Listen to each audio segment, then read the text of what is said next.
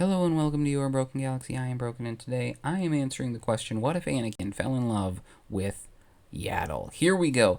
The events of The Phantom Menace have just ended, and Anakin has arrived at the Jedi Temple and starts meeting several of the other Jedi. He's got to stay in the temple for a couple years before going off with Obi-Wan in order to study up the most basic steps of using the Force. So after he finishes his morning meditation one day, he goes over to Telekinesis 101, which is taught by Yaddle. And the diminutive woman is a fantastic teacher. Anakin, who is just coming off of being freed from slavery, moving away from home at the tender age of 9, fighting in a space battle, and falling in love for the first time, is dealing with a mix of emotions.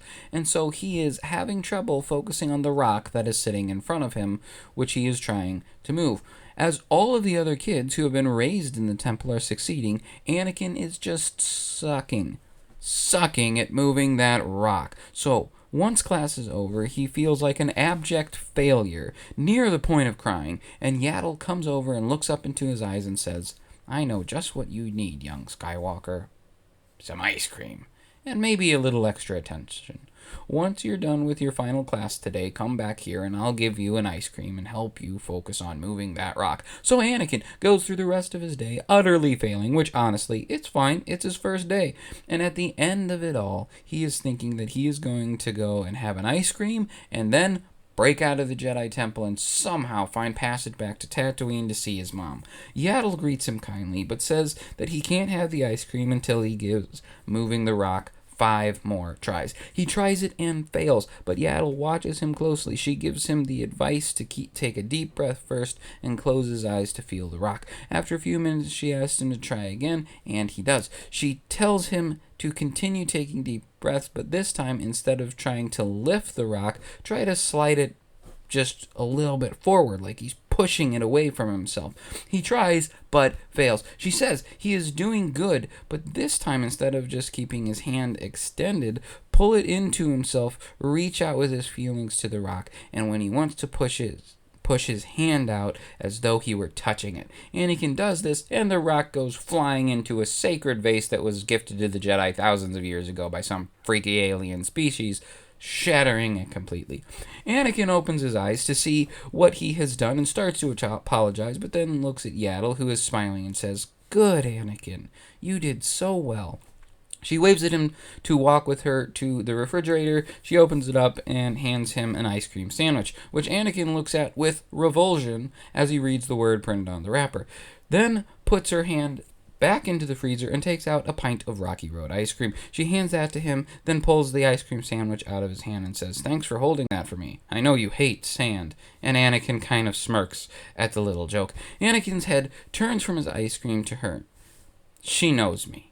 She cares. She can show me the Force, he thinks to himself. And for the first time since he met Padme, he starts to daydream about another woman. For the next few years, Anakin would go to Yaddle for extra lessons, where she would tutor him and have ice cream together. Once he officially became Obi-Wan's Padawan, he spent much less time at the temple, but would routinely visit Yaddle as soon as he got back from missions. Finally, years later, Anakin and Obi-Wan are sent to guard Padme. As they walk in, Padme says, "Annie, my goodness, you've grown." And Anakin smiles and says, "Well, I was only 9 the last time we met. It's great to see you, Padme." She steps in and gives him a hug, and he kind of turns himself so that it's an awkward side hug and making her feel like really awkward for overstepping the protocol of the situation. So she kind of says, "Okay, well, it's good to see you." And Obi-Wan says, "Our presence here will be invisible, my lady." And the security captain says, "Hey, the situation is pretty dangerous." And Padme's like, "I want answers, not security." And Obi-Wan says, "We're here to protect you, not start an investigation." And Anakin can see she is troubled, so he says, "However, we will keep our eyes open. If we find any leads, we'll be sure to let your security guards know." And Padme smiles and says, "Perhaps with your presence, the mystery will be revealed." And then she leaves. So Jar Jar comes up and says, "Misa bustin' with happiness seeing you again, Annie." And Anakin says, "Jar Jar, dude." And he extends his hand so they can do their elaborate secret handshake. And then they have a nice little chat. They end up catching Zamwazel after she tries to end the life of Padme. And She tells him about Kamino, and Anakin gets assigned to go with Padme to Naboo under Palpatine's suggestion. But Anakin says, you know what? I think this may not be the best idea. I could foresee the senator developing feelings for me, given our history, the dire and dangerous situation she's in, the solitude we'll have in our assignment, and of course, due to the undeniable fact that I am totally smoking hot. And Plo Koon says, yes, well spoken, Padawan. And Anakin says, perhaps Master Yaddle should come along.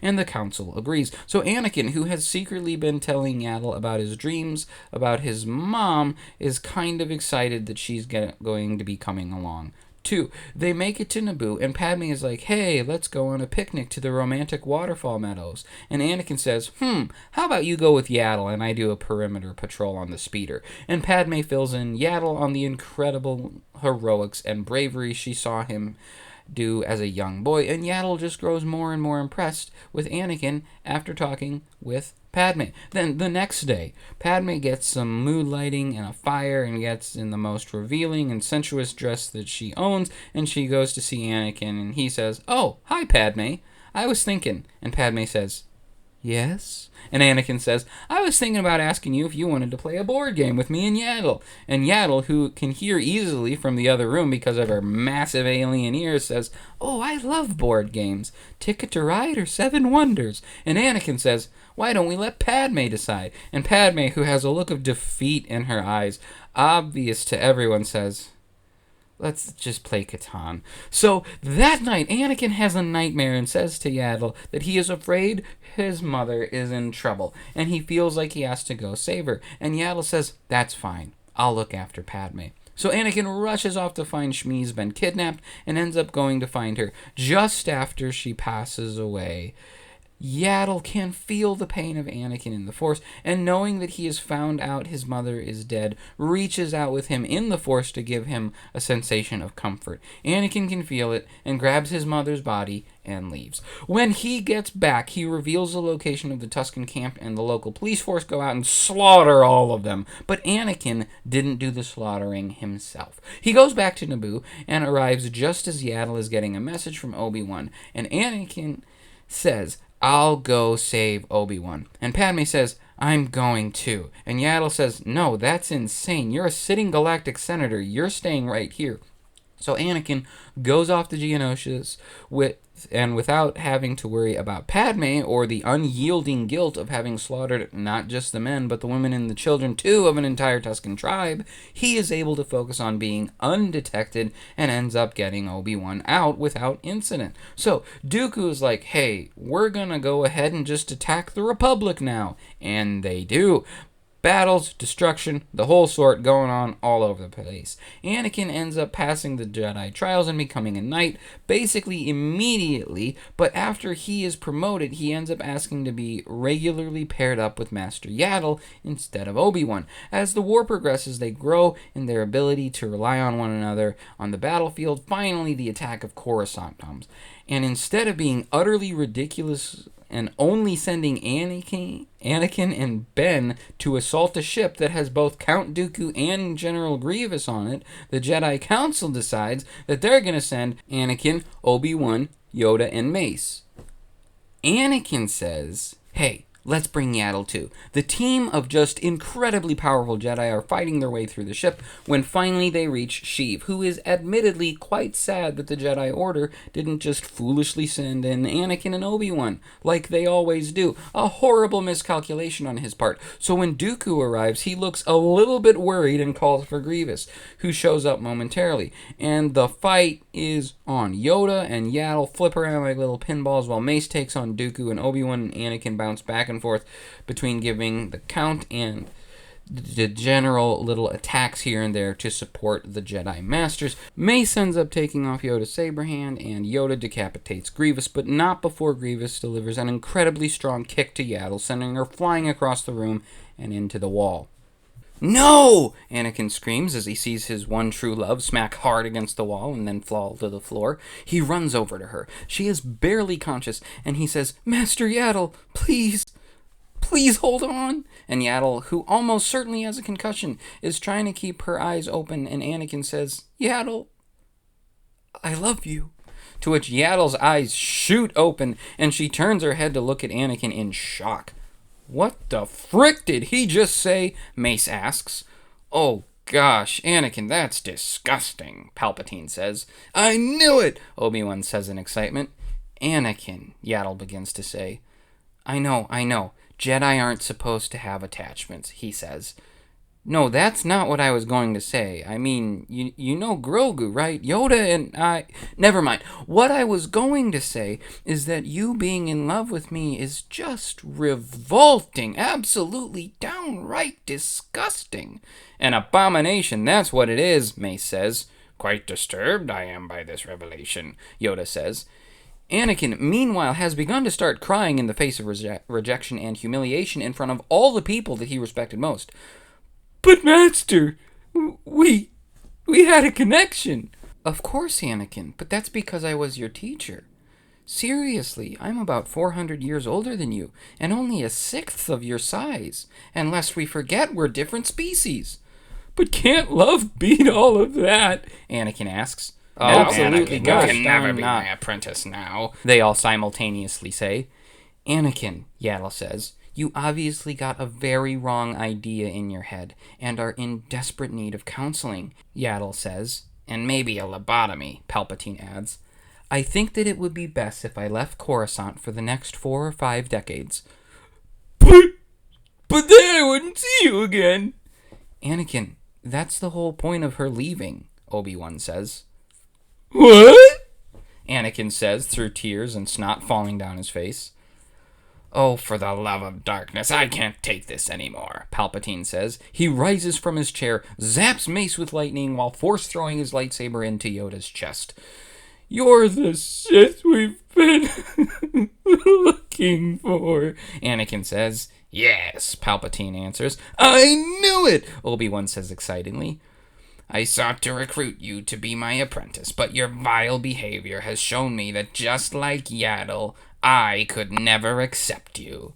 "Leave the boy alone, Chancellor. He is obviously very, very disturbed," Obi-Wan says. The 3 remaining Jedi all ignite their lightsabers and charge forward. As Obi-Wan and Anakin engage him with their lightsabers, Yaddle decides to stay back and start to utilize the Force to attack Sidious by throwing things and using precise pushes to get him out of position. Being so annoyed by her, Sidious jumps away from the 2 Jedi and stabs Yaddle in her abdomen. Anakin, seeing this, goes into a rage, igniting all of the lightsabers of those who had fallen in battle and flipping them into Sidious. He falls to the floor dead, and Anakin runs over to Yaddle. "Master Yaddle," he says. "I love you too, Anakin," she says. "Oh, gosh," Anakin responds. "As a friend, never anything more than a good friend. Any kind of romantic love between us would be revolting. You should be immeasurably ashamed with yourself. Goodbye," she says before fading into the Force in Anakin's arms. Obi-Wan walks over to Anakin, who is kneeling on the ground in tears. "I think it may be the best if we didn't tell anyone about this whole Yaddle thing," he says. Anakin stands up and says, "Thank you, Obi-Wan," and gives him a hug. "Oh, man, now that she's gone, I think I can see how it probably was kind of disgusting." The 2 turn to walk out the door and return to the planet below. "What the heck was that?" Dooku says, completely baffled by everything he had just seen, and in quite a bit of pain from having lost his hand. He gets back into his personal ship and flies to Sereno, where he negotiates a peaceful end to the war, finally gaining independence for the CIS.